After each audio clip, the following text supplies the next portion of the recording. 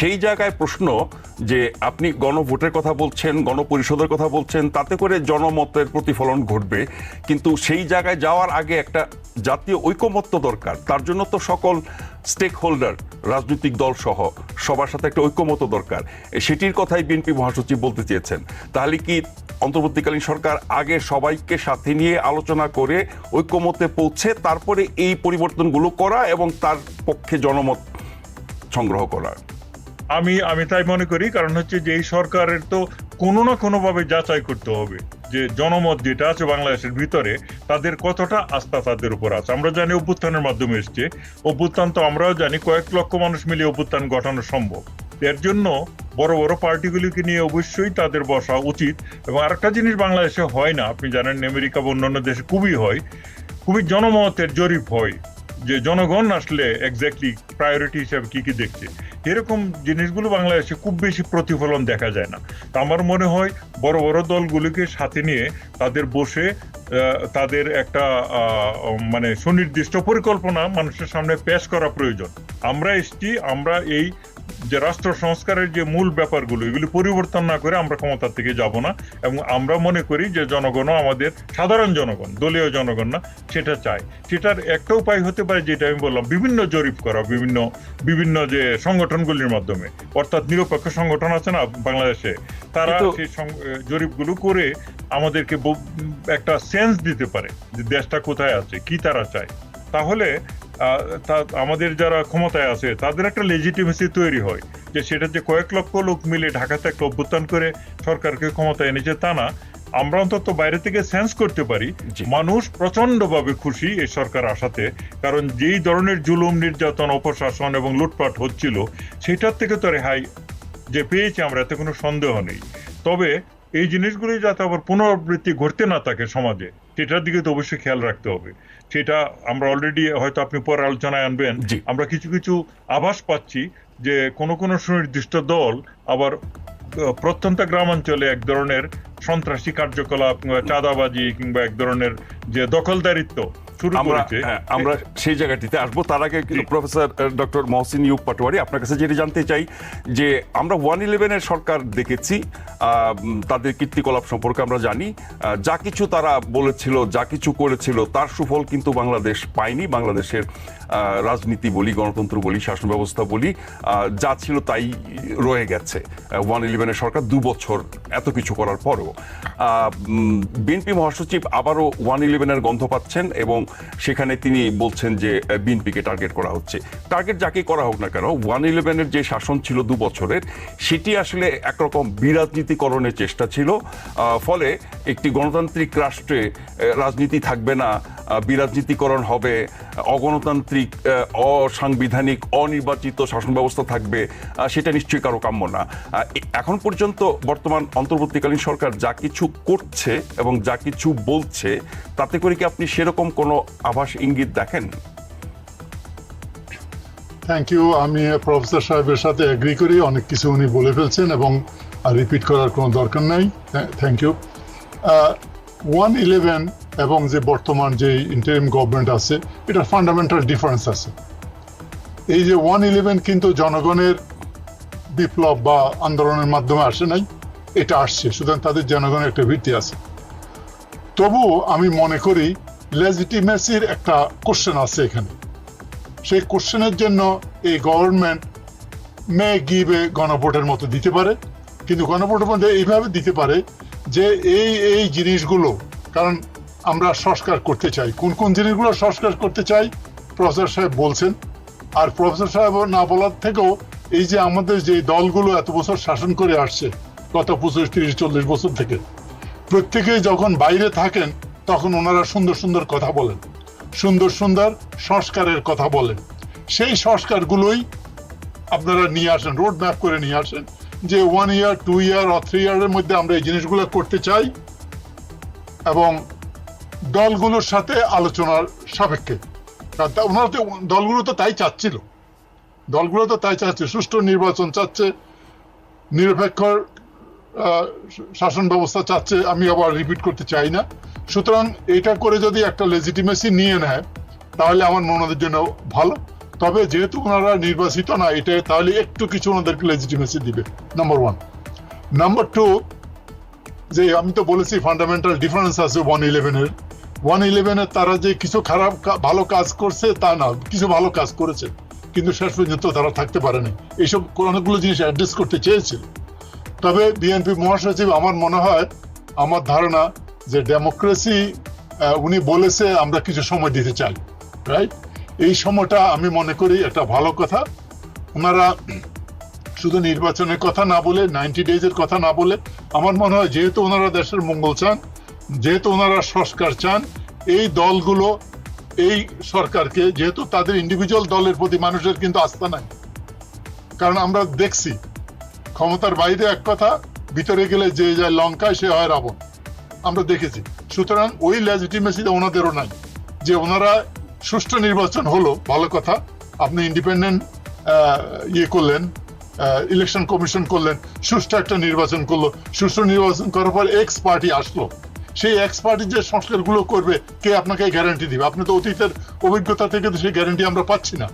সুতরাং এরা যেহেতু কোনো রাজনৈতিক দল থেকে আসে নাই, বরং আমাদের সব রাজনৈতিক দলগুলো এনাদেরকে সমর্থন করুক, যে এই জিনিসগুলো আমরা সবাই করতে চাই, আমরা অল দেশপ্রেমিক, আমরা বাংলাদেশের মঙ্গল চাই, ক্ষমতা চাই না, রাইট? ক্ষমতায় গেলে আমরা ইনটক্সিকেটেড হয়ে যাই, আমরা দেখেছি। সুতরাং আমরা এই সময়টা আপনাদেরকে সহযোগিতা করি, দেশের বুদ্ধিজীবী ইন্টেলেকচুয়াল যারা অরাজনৈতিক তাদেরকে নিয়ে, তাদের হেল্প নিয়ে, পলিটিশিয়ানদের হেল্প নিয়ে 1, 2, 3, 4, 5 জিনিসটা আমরা করতে চাই। এর মধ্যে আরো কিছু আছে, প্রফেসর সাহেব বলছে, তার সাথে আমি বলি যে টার্ম লিমিটের কথাটা আছে, রাইট? আমাদের লোকজন স্বেচ্ছাচার হয়ে যায় যে বেশি দিন ক্ষমতায় থাকলে, রাইট? আমাদের পার্টির মধ্যে কোনো ডেমোক্রেসি নাই কোনো পার্টিতে, রাইট? শেষের দিকে এসে বলে নেতা যা বলবে, নেত্রী যা বললো আমরা মানে নিব, কোনো ইলেকশন নাই, রাইট? আমাদের এখানে যেরকম ভোট হয়। তারপরে প্রাইমারি সিস্টেমটা আমাদের চিন্তা করতে হবে। আপনার নেতা আমার পার্টির, আপনাকে 10 কোটি টাকা দিলে আমি নমিনেশন নিয়ে নিব আমার চাটকিল থেকে। আমার চাটকিলের জনগণ আমাকে চায় কি না চায় তার কিছু আসে যায় না। নেতা চাইলো আমি নৌকা বা ধানের শীষ বা XY আমি নমিনেশন নিয়ে নিলাম। এতে করে জনগণকে সম্পৃক্ত করার জন্য আমার মনে হয় আমাদের প্রাইমারি সিস্টেমে আমাদের যাওয়া দরকার। তারপরে আমাদের head of the government and party, আপনি তো পার্টি দেশের প্রাইম মিনিস্টার হয়েছেন, প্রেসিডেন্ট হয়েছেন, আপনি তো কোনো পার্টির প্রেসিডেন্ট আর না, আপনাকে নিরপেক্ষভাবে সব দলকে সমন্বয় দেখতে হবে। আপনাকে 2টা পদ একত্রে দখল করা আপনার ঠিক হবে না, আপনি পার্টিটা ছেড়ে দেন।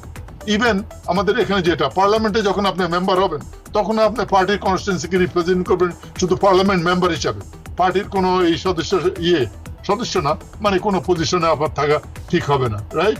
সো এই যে কতগুলো জিনিস, শুধু আপনার ওই সংস্কারগুলো না, যে বিচার বিভাগের স্বাধীনতা, পুলিশ বিভাগের স্বাধীনতা, তারপরে পাবলিক সার্ভিসের স্বাধীনতা, যেটা প্রফেসর সাহেব বলেছেন, আমি এর আগে বলেছি। এছাড়াও এই জিনিসগুলো ফান্ডামেন্টাল গুলা করা, আপনার ডেমোক্রেসি যদি পার্টিতে না থাকে, আপনার কাছ থেকে আমি ডেমোক্রেসি অ্যাকসেপ্ট করতে পারি। এই জিনিসগুলো আমাদের একটা গুড টাইম, 600-650 লোক রক্ত দিছে ছাত্ররা, রাইট? এই আন্দোলনটা কিন্তু আমরা পলিটিক্যাল পার্টির লোকেরা করি নাই, মূলত এটা কিন্তু সাধারণ ছাত্ররা, সাধারণ জনগণ করেছে। এখন তারা আন্দোলন করছে, আপনারা এখন জাম দিয়ে ক্ষমতায় যাবেন, ভালো কথা যান, কিন্তু আমাদের সংস্কারগুলো করে দিয়ে দেন। আমরা চাই গণতান্ত্রিক মাধ্যমে দেশটা চলুক। ডেমোক্রেসি সিস্টেমে আমাদের অনেকগুলো দুর্বলতা আছে, আমাদের টলারেন্স নাই, রাইট? আমাদের গণতান্ত্রিক চিন্তা ভাবনার অভাব, আমাদের সোশ্যাল সিস্টেমে, আপনি ফ্যামিলিতে যান, ফ্যামিলি তো আমাদের ডেমোক্রেসি নেই, রাইট? আমাদের এখন এতন্ত্র ওখানে আছে, বাবা যা বলে বড় ভাই, আমি ফিলোসফিক্যাল কথাগুলো বলছি, এগুলাকে এডুকেট করতে হবে রে ভাই। ডেমোক্রেসি শব্দ লেখা সুপে দিয়ে খাওয়া দিলে তো আর ডেমোক্রেসি হওয়া যাবে না। মন মানসিকতা, চিন্তা ভাবনা, সবকিছুতেই ডেমোক্রেসি ভাব থাকতে হবে। আপনারটা আমি পছন্দ করি না, আমার দৃষ্টিতে আপনি খারাপ, কিন্তু আপনার একটা অধিকার আছে সেটা বলার। আপনার পার্টি যে কোনো দল করেন, আপনি করেন, আপনি যা করতে চান করেন, শুধু আপনি বাংলাদেশের স্বাধীনতা, সার্বভৌমত্ব স্বীকার করবেন, শাসনতন্ত্র আপনি স্বীকার করবেন, আপনি সন্ত্রাসী করবেন না, এইসব কথা করে আপনি যে কোনো পার্টি করেন না, আমার তো কোনো আপত্তি নেই। এবং ওগুলা পার্টিগুলা বন্ধ না করার জন্য আমাদের করলে আরো সন্ত্রাসী হয়ে যায়, ওগুলা না করেন। এই ধরনের জিনিসগুলো আমাদের চিন্তা ভাবনা। আমি মনে করি যে আমাদের মহাসচিব সাহেব যেটা করেছেন, উনি সন্দেহ করতে পারে, উনি রাজনৈতিক একটা দলের নেতা, হ্যাঁ, উনি করতে পারে, কিন্তু আমার মনে হয় আমি ওনাদেরকে বলতেছি আপনারা একটু ধৈর্য ধরেন, সংযমী হন, এই সরকারকে আপনারা সহযোগিতা করেন, এদেরকে এরা এরা much more credible than any political party আমি মনে করি, এখনো মনে করি। আপনারা সহযোগিতা করে আমাদের দেশের জন্য দয়া করে একটা কিছু আপনারা করেন। হ্যাঁ, এটা আমি মনে করি আর আমাদের হওয়া উচিত। এখন যে প্রশ্নটা উঠছে যে কোনো রোডম্যাপ নাই, সংস্কারের কোনো নির্দিষ্ট পরিকল্পনা নাই, কত দিনের মধ্যে কি কাজ করবেন সেই ঘোষণা নাই, সেই কারণে এই আশঙ্কাটা হচ্ছে কিনা? আমি এক্স্যাক্টলি সেই কথাটা আমি বলছি যে রোড ম্যাপটা তৈরি করেন একটা, কি শুরুতেই বললাম কি কি করতে চান, কতদিন এটা লাগবে, এবং আপনি রাজনৈতিক দলগুলো ডেকে বলেন যে আপনারাই তো এই জিনিসগুলো চেয়েছিলেন, হ্যাঁ এই জিনিসগুলো আমরা করতে চাই, আপনারা আমাদেরকে সহযোগিতা করেন। কারণ এই যত কিছু করবেন এগুলোতে আলটিমেটলি পার্লামেন্টে তো পাস করাতে হবে, রাইট, শাসনতন্ত্রে করে। সুতরাং আপনারা এটা করেন, আমাদেরকে সহযোগিতা করেন, দেন ফেয়ার ইলেকশন হবে, যারাই ক্ষমতায় আসেন আপনারা ক্ষমতায় এসে তখন আর আপনাদের পিছে আমাদেরকে দৌড়াতে হবে না। আপনার খুশি মতো আপনি করলেন, ওই যে কথাটা বললাম, যে লাউ আর সেই কদু এক হয়ে যাবে, আপনাদের পিছে দৌড়াতে হবে না। আপনারা অলরেডি অ্যাগ্রিড আপন, আপনারা অল অ্যাডাল্ট পিপল ক্যান।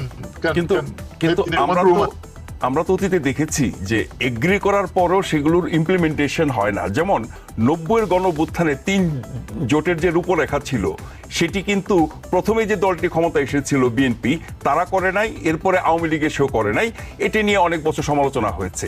একইভাবে 111-এর সরকার নির্বাচন কমিশনের যে সংস্কারগুলো করেছিল, একেবারে ছাপানো অবস্থায় বই আকারে বের করা হয়েছিল, পরের সরকার এসে কিন্তু সেগুলো কোনো বাস্তবায়ন করে নাই, কমিশনকে আগের মতোই রেখেছে। ফলে যেসব সংস্কার এখন তারা এগ্রি করবে, একমত হবে, রাজি হবে, সেগুলো এসে কোনো রাজনৈতিক দল বাস্তবায়ন করবে, সেই ভরসা কতটুকু? সেই ভরসা নাই। তবে আপনার যদি এগ্রিমেন্ট থাকে আপনি ধরতে পারবেন যে এক্স পার্টি এটা এগ্রি করছে, এটা মানে নাই। আমাদের জনগণ তো আস্তে আস্তে শিক্ষিত হচ্ছে, তো বুঝতে পারছে আর কি। এটা খুবই মুশকিল বোঝা, কিন্তু আপনাকে তো ভাই এক জায়গা থেকে শুরু করতে হবে রে ভাই। আমাদের কোনো জায়গা থেকে তো শুরু করতে হবে, এগ্রিমেন্টে তো আসতে হবে, না হলে তো কেওস এরা ক্রিয়েট করবে সব দিক থেকে।